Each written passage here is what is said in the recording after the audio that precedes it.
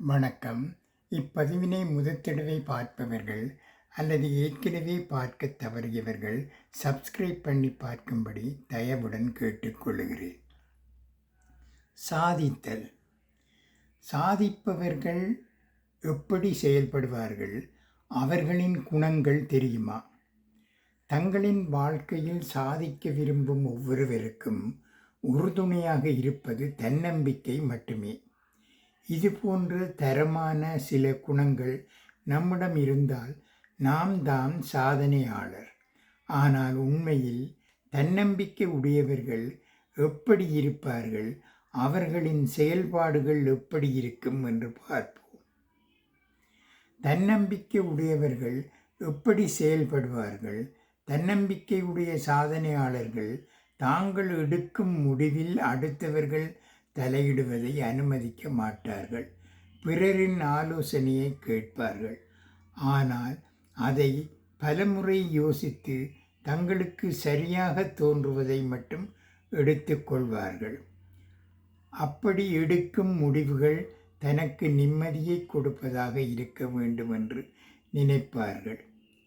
தன்னம்பிக்கை உடையவர்கள் சவால்களை எதிர்கொள்ள தயங்க மாட்டார்கள்.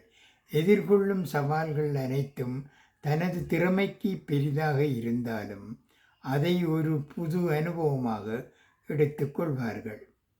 தனது வாழ்க்கையில் தாங்கள் செய்யும் அனைத்து செயல்களினாலும் ஏற்படும் விளைவுகள் மற்றும் நன்மைகளை தன்னுடைய பொறுப்புகளாக உணர்வார்கள்.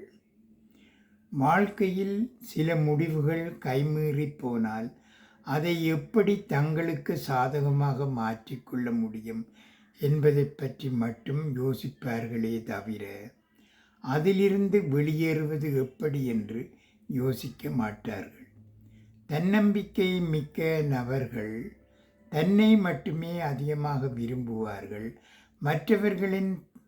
மற்றவர்களிடம் தனது பெருமைகளை வெளிப்படுத்த விரும்ப மாட்டார்கள். யாராக இருந்தாலும் வெளிப்படையாக பேசுவார்கள்.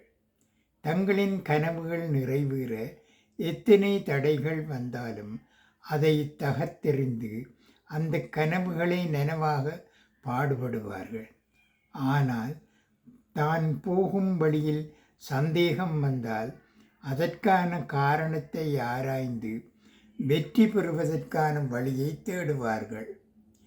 பிறரை கவர்வதற்காக நாம் எடுக்கும் அனைத்து முயற்சிகளும் தற்காலிகமானது தான்.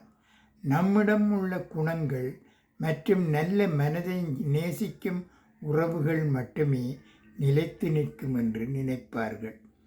சாதிக்க நினைப்பவர்கள் எப்போதுமே தனது தோல்வியின் போது அல்லது ஒவ்வொரு முயற்சியின் போதும் தன்னை ஊக்குவிக்க மற்றவரின் ஆறுதல் அவசியம் என்று நினைக்க மாட்டார்கள்.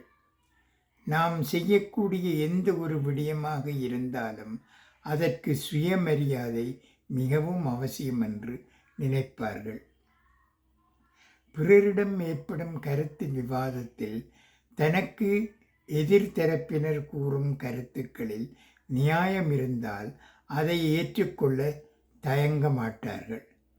ஆனால் தன்னுடைய கருத்துக்களை அனைத்து விடயத்திற்கும் நிராகரிப்பதை ஒருபோதும் ஏற்றுக்கொள்ள மாட்டார்கள். நன்றி, வணக்கம்.